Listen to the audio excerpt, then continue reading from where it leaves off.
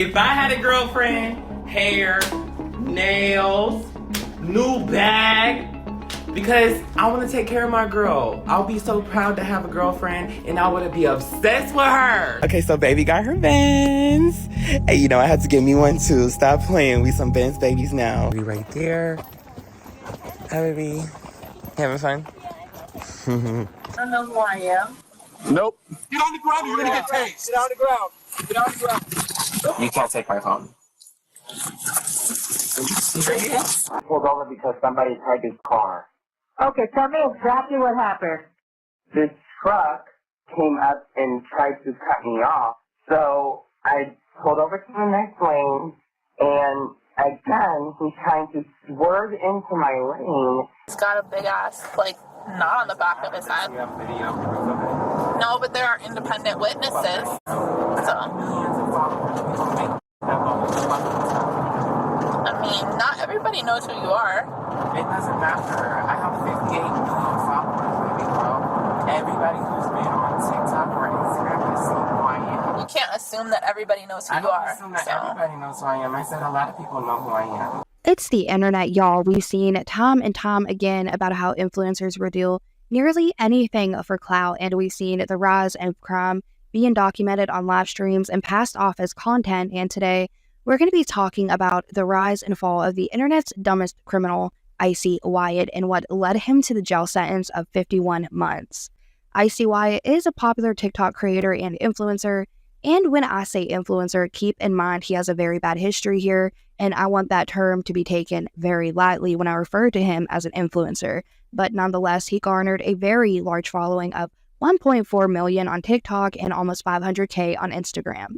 Most of you might be unfamiliar with who he is, but he was actually the one who bailed Nikita Dragun out of jail. So if you were just watching my live stream, you know that Nikita's manager just called me. She told me that she has a car coming for her and that she's probably not going to be let out until 2 a.m. and it's 11 p.m. right now. She knows that I posted bail for her and everything, so she said to just send the information over and that it will be taken care of.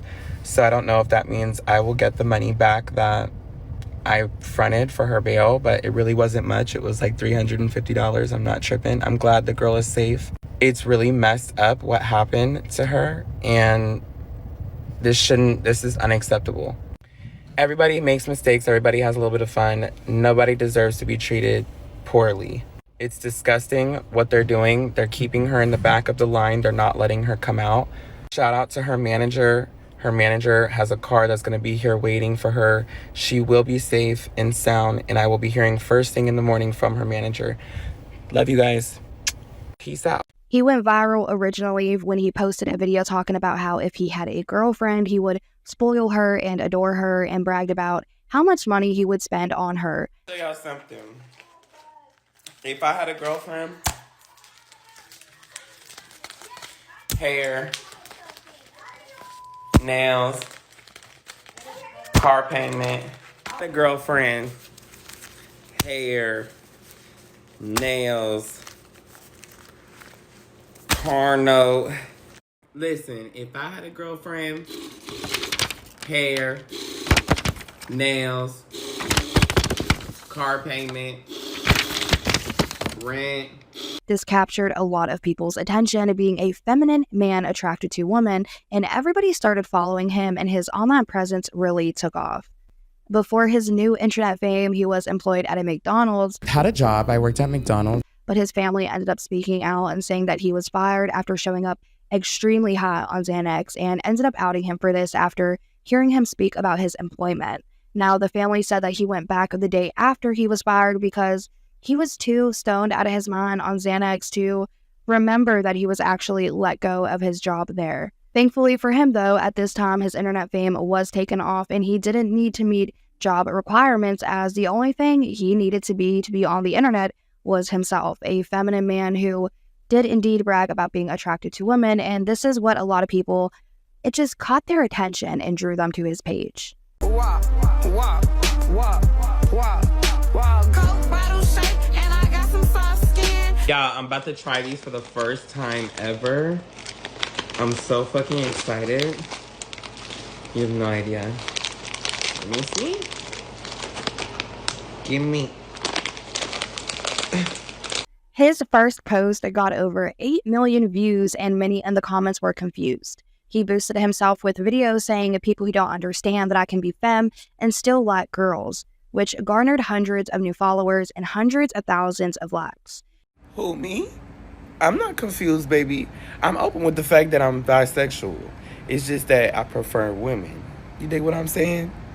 And I like all women, so if you want to be my girlfriend, let me know. In a lot of his content, he's flashing money and boasting about how rich he is, and it led a lot of people to speculate how and where is he getting all of this money from, to which he started posting bingo sponsorships saying he's the king of gambling and the king of bingo. I am the king of bingo. I am the king of gambling.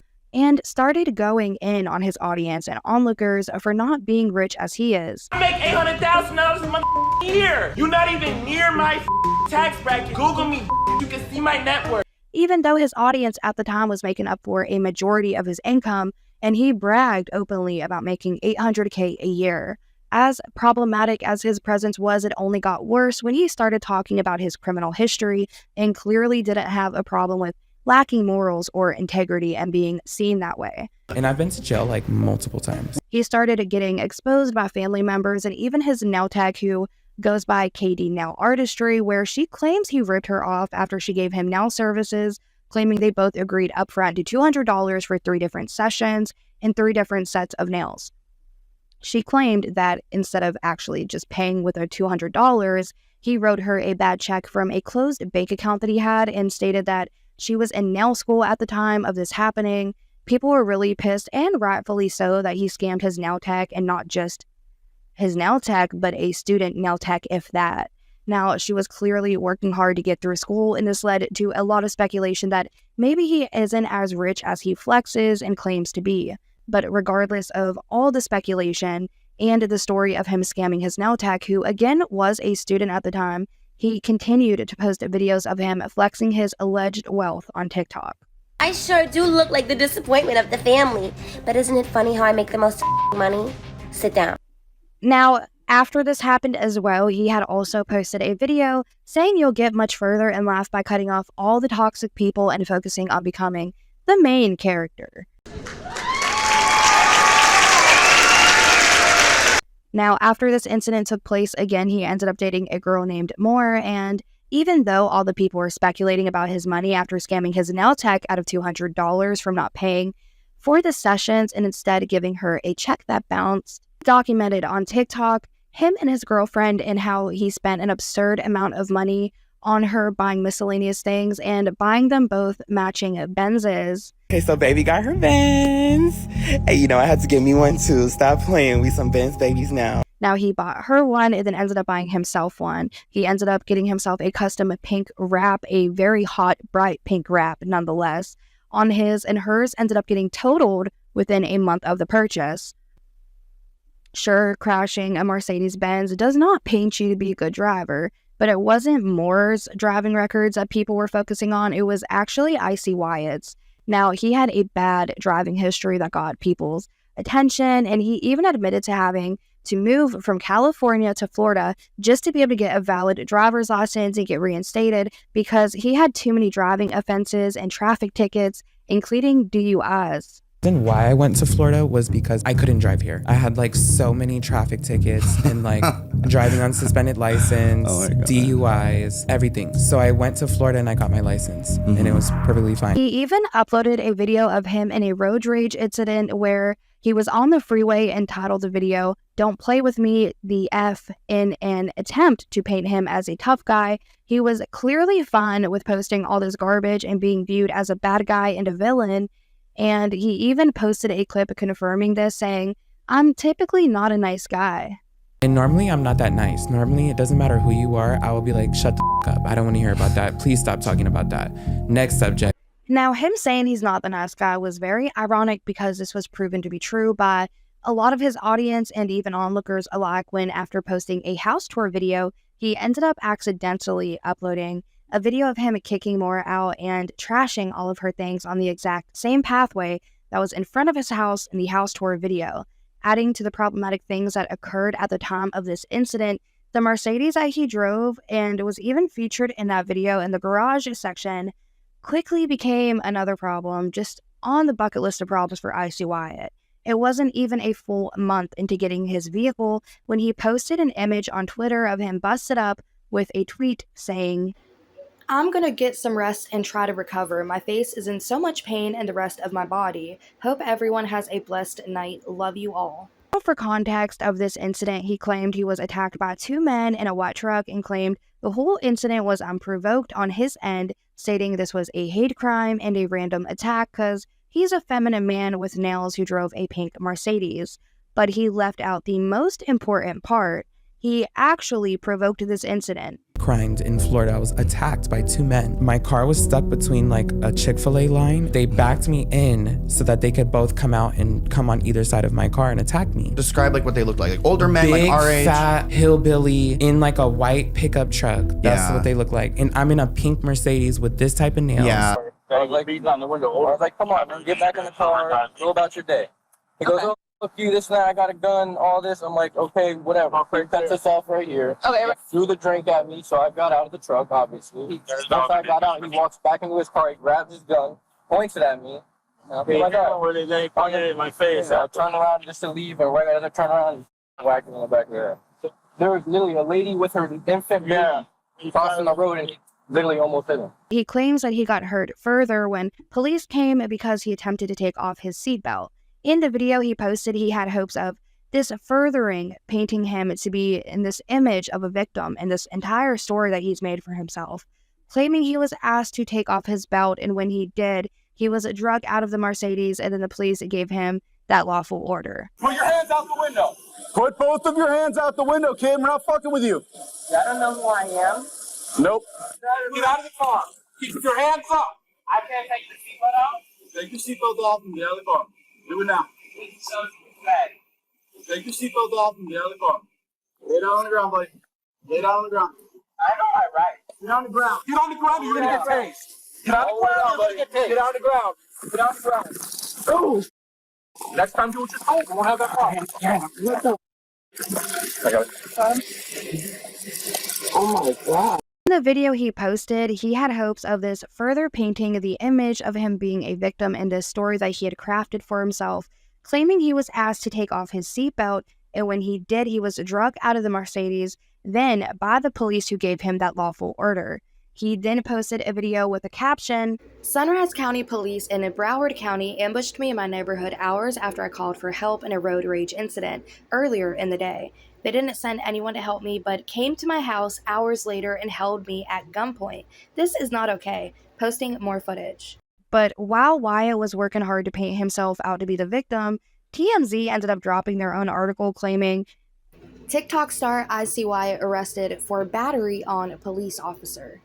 I don't know how much of this I'm allowed to say for TOS reasons. I did not read the updated guidelines, so I'm just going to leave this on the screen. This is what TMZ had alleged he was arrested for, and if you look up his arrest records online, it will confirm and back up this claim. He also took to Twitter during this time and said how he was the victim in this whole scenario and that he didn't batter the police. It was actually the other way around, and really stuck by what he was saying.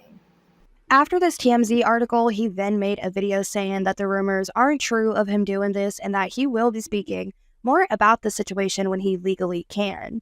Rumors are not true. There will be several news stories coming out soon about what actually happened. The police were in many wrongs. However, after this statement, the body cam footage was released, and that's what we've already watched some of earlier in this video, and it showed his true colors and intent.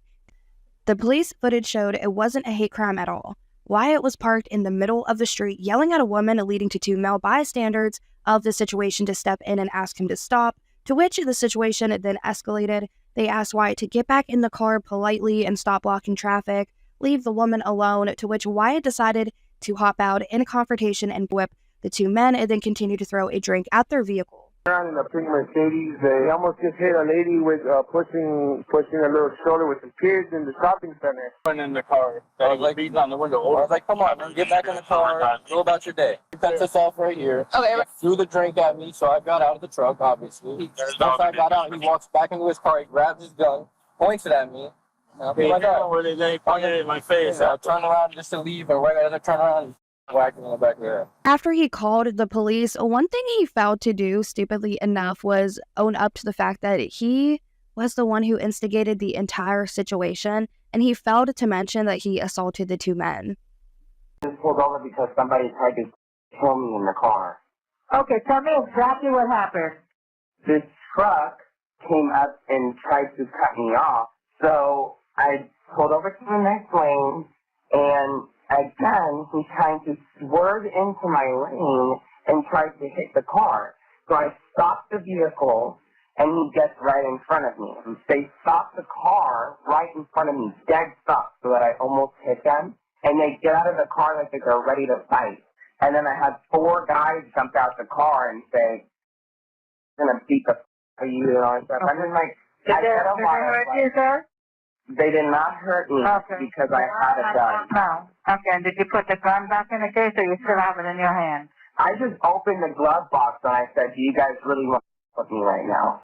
Even though Wyatt's girlfriend did show up to try to help with his case and keep him out of jail that night, he still had to go spend the night in jail, and he was bragging about the fact that he had an $80,000 chain on his neck. No, this is an $80,000 chain on my neck they're pressing. He was released from jail on that cringy ass ride that he took to the jail, which I feel very bad for that arresting female officer. Ended up posting on TikTok bragging basically about getting out of jail, saying that he's like the big bad wolf who you can't catch and put behind chains. You can't get rid of me, bitch. I'm not going nowhere. He ended up calling the paparazzi on himself after this and tried to clear the air and make himself look like the victim, even though all this footage was circling the internet and everybody knew that he was in the wrong for this. Police and told them that this whole altercation happened. So when they pulled up, I said, "Don't you know who I am?" He's the one who Don't you know who I am? Amid all this chaos that Wyatt has gotten himself into during this time, he did admit on a podcast with Sloan, the Let's Get Into It podcast, that if he gets pulled over one more time while he's awaiting trial, they could give him the maximum sentence. But at the same time, while he's awaiting this big trial to figure out what's going to happen with his future from the consequences of his actions, he was running around posting videos talking about, how should I spend my money? How should I spend my money? And fans started taking it the wrong way when he posted a video saying, should he get the G-Wagon or the 2022 Range Rover? People were literally going in on him in the comment section saying if I was literally facing 10 to 20 years in literal prison, the last thing I would be doing is worrying about what type of vehicle I'm going to buy when I'm not even going to be able to drive it because I'm going to be in prison. Got pulled over, I could get the maximum sentence. Yeah. I think one of the craziest takeaways from this whole incident too as well is that he had a beef with his mom during this time, and he stopped talking to her because she was concerned for him and wanted him to start really focusing more on his future, focusing on kind of straightening up so he's not getting into this kind of chaos and trouble. And he decided, you know what, you brought up conversation I didn't like, so I'm gonna end our relationship. And that's pretty much exactly what he did, and this whole feud went down on Twitter. I could cover in this video, but there is so much of that to cover that if y'all want to see that, that's gonna have to be in a part 2. Without taking his mom's advice, though, he ended up getting into trouble again and got rearrested, which, of course, went against what they said, don't get in trouble again until your court date.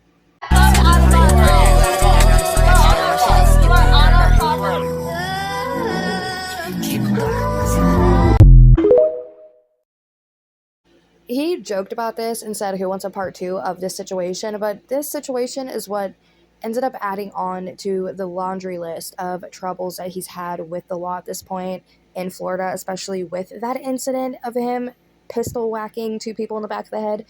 And it led him to 51 months in jail, and it contradicted this video of him saying he only plans to be there for a couple of months and maybe a couple $1,000s. I'm looking at probably a month's time and $10,000.